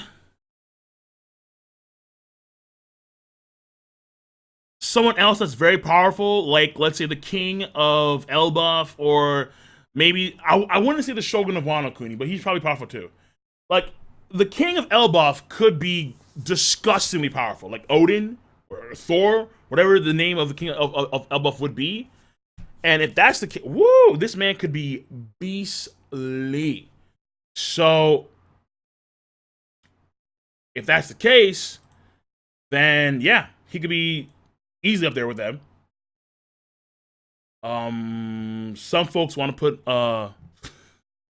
Ma D Monk, but I'm going to say X-Nay on Ma D Monk. X-Nay on Ma D Monk. That's a no-no. That's a no mas. That's a no thank you. But I'm going to say either Dragon or Mihawk. And the question here is, do we really want to get into a Dragon versus Mihawk discussion? Okay, now I'm curious. Okay, I'm type of 1 in the chat. I do this shit on Twitch all the time. Type of 1 in the chat for Mihawk, type of 2 for Dragon. I'm just curious. All right, who would you lean more towards? Dragon or Mihawk? I'm going to assume most folks are going to say Dragon. That's my guess here. Because people love Dragon, and people think that he's even stronger than the Yonko. Fuck that noise. Fuck that noise entirely.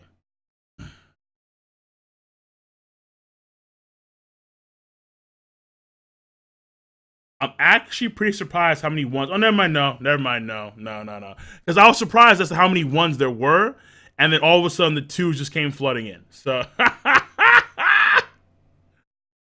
oh no, chat. What have I done? For Twitch, it's fine, but for YouTube, things are a little bit. Well, then again, no. There is a delay of 30 some odd seconds, so that's smart on my part. Okay, 69. I saw that. I saw that. I saw that, Mr. Fly. I saw that shit. Oh my god. All right. So, yo, BG, you're late, but you're here nonetheless. Because I'm about to end the stream in a few minutes, probably. King, what do you think the fight matchups are this arc? I mean, this arc is almost over, I think. Well, actually, yeah, kind of. I mean, there shouldn't be any real fight matchups. It should be get in, get out. We've already seen Sanji scuffle with Daifuku, but I still want to believe that Sanji and Katakuri will scrap down as well for a few seconds. And then maybe Big Mom and Luffy and Jinbei combo and scrap down. Maybe. But at the same time, ultimately Big Mom's going to win and overwhelm. She should, because she's a Yonko. And then that will result in them bailing and Jinbei possibly dying. Capone may scrap with the other sons, like, because I want Smoothie to do something. Right now, Smoothie has been in the corner somewhere. Granted, the hockey of Big Mom is powerful. And so she was, going like this. And Katakuri knew what was going on anyway. But we've seen Peril Sparrow do X, Y, and Z. We've seen Katakuri do X, Y, and Z. Smoothie hasn't really done anything. So I want to see Smoothie do something. And Capone may scrap with her. But if anything, Capone may scrap with Katakuri. Like, it may be, Sanji focuses on saving the family. And then if he does that, and he's mainly on retreat mode, then someone has to stall Katakuri, and that could be Capone. But I really want...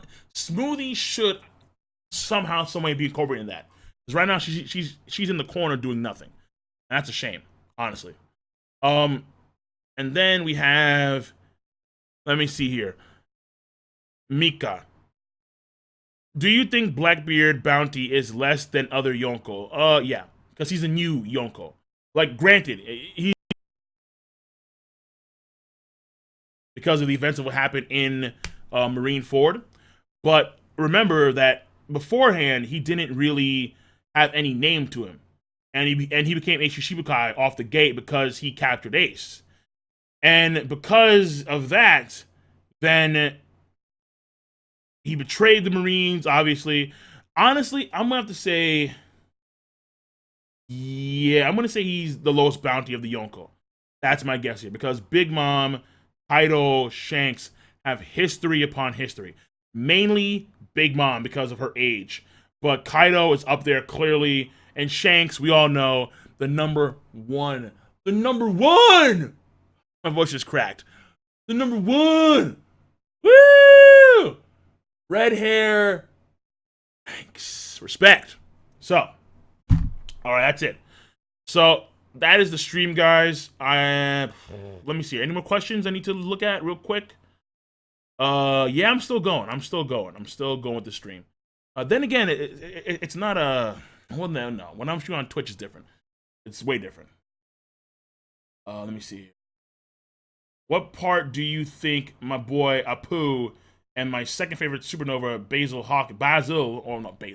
Hawkins, Zoro, is going to play in the Kaido arc? Apu is a backstabber. Hawkins, I don't really know. I don't know where Basil. Yeah, I'm not too sure what he's gonna play a role in. But Apu should be on the opposing team. Like Apu and Drake should be teaming up for whatever the fuck. But yeah, Apu is definitely going to be he's going to be opposing the samurai and whatnot. Though he may probably just find a chance to dip in the middle of it, and Hawkins may be off on his own, like doing whatever. Like he may be just like building like a force to try and save Kid back because they do have an alliance. So who knows? Who knows? But yeah, that's it. Do you think Lucci is stronger than Luffy? What the fuck? Lucci? Lucci? Rob, I love Rob Lucci. Lucci? Stronger than Luffy? No. No. Please answer my question. I don't know what your question is. If it was in Super Chat, I would see in a heartbeat. But again, I have a second delay of some kind to hopefully see some comments. I see comments here or there when it comes to chat, but right now it's slowed down, and I'm ending the stream anyway. So the stream is pretty much over right now. But that's it. Yeah, we're done. Fuck it, we're done. So I'm gonna see you guys later. Now the next stream I'm going to say is a stream. Yeah, it's gonna be the 110K stream. I'll probably do on like a weekend, get some other guys in the stream. We'll just talk about various things and chill and whatnot. I may get, let's say, I'm probably gonna get Zoro. I'll probably get, Smoke. Maybe if I can get Joten, Main, maybe, who knows. Roger. We'll see how it goes. And other cats as well if they want to join. I'll send out the links on Twitter or something. And aside from that, I mean, there's going to be a stream when it comes to, let me see here. After that stream, I want to do, let's say, a Kingdom stream or a stream on other things that may tailor to, like, seasonal anime. Because I do have to do some Bahamut stuff, which I'm trying to get done. Like, I'm caught up, but I just need to actually get it done. But I've been very busy because as of late, I've been driving everywhere. And then Attack on Titan, honest to God, I have not been keeping up with it at all because it's kind of lost its luster for me at the moment. But I will get back on it at some point. And that's it, guys. That's it. So, Elbaf, Vikings, Ragnar. Yeah, Ragnar. Lothbrok. In fact, I think there's a guy that messaged me on Twitter a lot who sends me a video link that I think I've seen before, but I forget. Something to do with like Ragnar and Shanks and no. Something to do with no, his name is Red Hair Ragnar, I think it is. I'm pretty sure it's Ragnar, yeah. And he sent me a video. I get spammed a lot about this guy. So he sent me a video on Katakuri is not shit. I didn't see the entire video, but whatever. All right, so I'm done. I'm gonna see you cats later. Have a nice goddamn day, and thanks for coming to the stream. I know what? Be sure to rate the video. It is not that hard to do since you guys have a device called Zay Mouse. Ooh! Use it to click, rate the video. I'm assuming you guys are mostly subscribers, but if you haven't subscribed yet, subscribe. Click on that bell to get notifications on shit like this, and so on and so forth. I'm gonna see you cats later, all right? Have a nice goddamn day.